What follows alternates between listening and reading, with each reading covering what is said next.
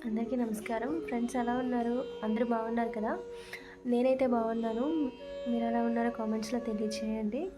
ఈరోజు వీడియో వచ్చేసి morning routine అండి. ఈ వ్లాగ్‌లో నాకున్న ప్రాబ్లమ్ కూడా నేను చెప్తాను. అస్తమానం ఫీవర్ అంటున్నాను కదా! ఎందుకొస్తుందో కూడా చెప్తాను.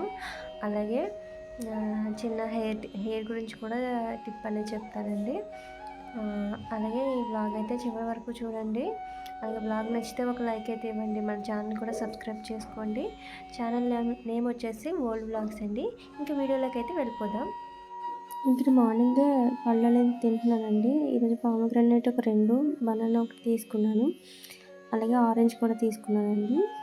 ఆ తర్వాత ఒక గంట గ్యాప్ ఇచ్చి చియా సీడ్స్ వాటర్ కూడా తాగాను. తర్వాత పంప్కిన్ కాదు సన్‌ఫ్లవర్ సీడ్స్ కూడా తిన్నాననమాట. మార్నింగ్ చేయలేదు వాకింగ్. ఇంకా కొంచెం టైం అయింది. అంటే లేవడం లేట్ అయింది. అందుకని కొంచెం ఎండొచ్చినప్పుడు చేస్తున్నాను. నాకేమైందంటే ఇప్పుడు మనం డైజెషన్ కరెక్ట్‌గా అవ్వక టైమ్ టు టైమ్ తినక ప్రోటీన్ ఫుడ్ కూడా తీసుకోలేదు. ఆకుకూరలు కూడా కొంచెం అన్నీ తక్కువగా అంటే సరిగ్గా పట్టించుకోలేదు నేననమాట. ఏదంటే అది తినేసి అలా ఉండిపోవడం అలా చేశాను. ఎక్కువ వాకింగ్ కూడా చేయలేదు. దానివల్ల నాకేంటంటే వాష్‌రూమ్ వెళ్తున్నప్పుడు బ్లడ్ పడడం స్టార్ట్ అయిపోయిందనమాట. కొంచెం టైట్‌గా రావడం వల్ల బ్లడ్ అనేది పడుతుంది. దానివల్ల నాకు ఆ పెయిన్‌కి ఫీవర్ వచ్చేయడం అలా అయిపోతుందనమాట. గత 4, 5 డేస్ నుంచి. ఇదెందుకు చెప్తున్నా అంటే తెలుసుకోవాలండి ప్రతి ఒక్కళ్ళు. టైమ్ టు టైమ్ తినాలి. వాకింగ్ అనేది మస్ట్ అండ్ షుడ్‌గా చేయాలి. ఆకుకూరలు ఎక్కువ తీసుకోవాలి. నెక్స్ట్ వచ్చేసి ఇంకా మనం ఎక్కువ పప్పులు, మనం వేపుళ్ళు, బిర్యానీలు ఇలాంటివి కాకుండా పప్పులు, ఆకుకూరలు ఇలాంటివి ఎక్కువ తీసుకోవాలండి. బ్లడ్ కూడా ఎక్కువ ఉండేటట్టు చూసుకోవాలి. ఇలాగా పడడం వల్ల ఏంటంటే బ్లడ్ కౌంట్ కూడా తగ్గిపోద్ది మనకి. లేడీస్‌కి అయితే ఇంకా మంత్లీ పీరియడ్స్ ప్రాబ్లమ్ కూడా ఉంటాయి కదా! దాంతో పాటు ఇది కూడా తగ్గిపోయిందంటే చాలా ఇంకా ఎనీమియా వచ్చేస్తది. అలాగే అబ్బాయిలకి కూడా అంతే. కాబట్టి టైమ్ టు టైమ్ తినాలి. వాటర్ ఎక్కువ తీసుకోవాలి. మజ్జిగ గాని ఇంకా సీ వీలుంటే ఈ మనం బిర్యానీలకి అవి ఖర్చు పెట్టే కన్నా సన్‌ఫ్లవర్ సీడ్స్ కానీ ఇవి తీసుకోండి. ఒక బిర్యానీ ఖర్చు పెట్టేది మనకు 1 మంత్ వరకు వచ్చేస్తది. రోజుకి ఒక 2 స్పూన్లు, 3 స్పూన్లు తిన్నామంటే మనకి హెల్త్ బావుంటది. హాస్పిటల్‌కి ఇచ్చేస్తాం బోలెడు డబ్బులు. నేనైతే ఈ ప్రాబ్లమ్‌తో బాధపడుతున్నానండి. అందు గురించి ఫీవర్ కూడా చాలా ఎక్కువొస్తుంది. ఏ పని కూడా చేయలేకపోతున్నాను. నాకు కాన్సంట్రేషన్ చేయలేకపోతున్నాను. ఎందుకంటే పెయిన్ ఉంటది. మనం కూర్చోలేము. ఒక అలా పడుకొని ఉండాలంటే అవ్వదు. ఇలా ఉంటదన్నమాట. మళ్ళీ ఎర్లీ మార్నింగ్ మళ్ళీ పెయినొస్తది.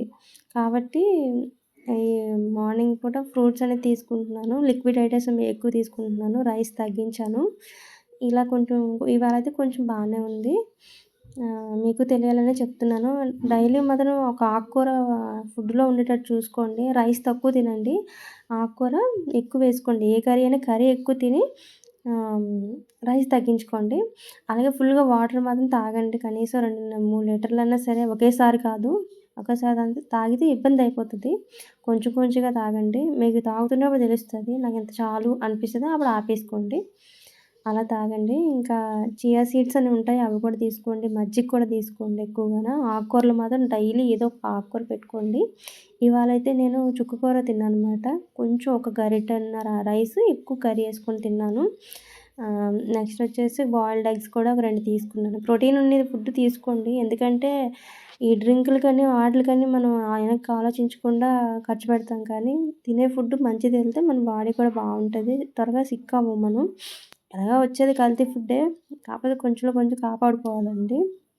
ఇంట్లో వాళ్ళు కూడా ఇబ్బంది పడతారు. మనం ఇబ్బంది పడతాం. నేనైతే ఈ ప్రాబ్లమ్‌తో బాధపడుతున్నాను. డైజెషన్ అవ్వక, మోషన్ ఫ్రీగా అవ్వక బ్లడ్ రావడం, దానివల్ల పెయిను, ఫీవర్ ఇలా అవుతుందన్నమాట. కాబట్టి కొంచెం మనం బయట విషయాలు కాకుండా మన గురించి కూడా మనం కేర్ తీసుకుంటూ ఉండాలి. అలాగే నేను ఎండలోనే డైలీ ఇప్పుడు పల్లెటూరులో ఉండేటప్పుడు స్కూలు ఒక 3 కేఎం నడుచుకొని వెళ్ళేవాళ్ళం. బావుండేది. అప్పుడు ఫుడ్ కూడా అంతా బావుండేది. డైజెషన్ సిస్టమ్ బావుండేది. అంతా బావుండేది. హెయిర్ కూడా బావుండేదనమాట. ఇప్పుడు నేను హెయిర్ గురించి ఎందుకు మాట్లాడుతున్నానంటే డైలీ ఒక 1 అవర్ అయినా సరే మన తలకి ఎండ తగలాలండి. అప్పుడు మనకి వైట్ హెయిర్ కొంచెం కంట్రోల్‌లో ఉంటది. లేకపోతే ఇంకా ఎక్కువైపోతూ ఉంటది. ఎప్పుడైతే వైట్ హెయిర్ స్టార్ట్ అయిందో ఇంకా అలా పెరగడం గాని, తగ్గడం ఉండదు. కాబట్టి మీరు ఎండలో కూడా ఎక్కువగా ఉండడానికి ఎక్కువ నడవండి, వాక్ చేయండి. తిన్న వెంటనే కూర్చోవడం గాని అలాంటివేమీ చేయొద్దు. అలాగే వెంటనే నడిచేయొద్దు. కొంచెం గ్యాప్ ఇచ్చి అటు ఇటు ఏది కూడా ఎక్కువ టైం మనం ఉండకూడదు అలాగా. ఇక్కడైతే గంజిలో నిమ్మకాయ పిండి ఇచ్చారమ్మ. అది తాగానమాట వాక్ చేసిన తర్వాత. ఇగోండి చుక్కకూర తీసుకున్నాను. ఇవాళ కర్రీ వచ్చి చుక్కకూర, ఇంక పప్పు అని ఏమి వేయలేదు. పప్పు వేసుకున్నా మంచిదే. కాకపోతే కర్రీస్ అనేవి వేపుళ్ళు మాత్రం అస్సలు తినకండి. ఎప్పుడో రేర్‌గా తినండి. ఇంకా పప్పు గానీ, డైలీ పప్పు, ఆకుకూర ఏదో ఒకటి సాంబార్ గానీ ఇలాంటివి పెట్టుకొని తినమని చెప్తున్నా. ఎందుకంటే మనం ఏదో ఒక వండుకుంటాం కదా! దాంట్లోనే ఆకుకూర ఏదైనా కలిపేసుకోండి. హ్మ్. ఇదేనండి ప్రాబ్లమ్ అయితే నాకు. ఇక్కడ అమ్మయితే ఎగ్స్ డైలీ 2 ఎగ్స్ ఇస్తున్నారు. డైలీ తింటాను. ఇంక ఈ ప్రాబ్లమ్ వచ్చిన తర్వాత నాకు ప్రోటీన్ సరిపోవట్లేదు బాడీకి. అందు గురించి కొంచెం ఒక 2 ఎగ్స్ తింటున్నాననమాట. ఇంక తినిన తర్వాత అమ్మకి వెజిటబుల్స్ కట్ చేసి ఇచ్చేసాను. ఇంక అలా అయిపోయిందనమాట. ఇంకా తిన్న వెంటనే పడుకోము కదా! కాసేపు అటు ఇటు తిరుగుతూ పడుకోవాలనిపిస్తే ఒక హాఫ్ అన్ అవర్ పడుకుంటాను. అంతకు మించి పడుకోను. కొంచెం బానే ఉంది. చలైతే బానే తగ్గింది. ఇప్పుడు ప్రెజెంట్ అయితే బావుంది. ఇదేనండి ఈరోజు వ్లాగ్ అయితే. వ్లాగ్ నచ్చితే ఒక లైక్ అయితే ఇవ్వండి. మన ఛానల్ కూడా సబ్స్క్రైబ్ చేసుకోండి. థ్యాంక్ యూ అండి. Thank you for watching. Bye.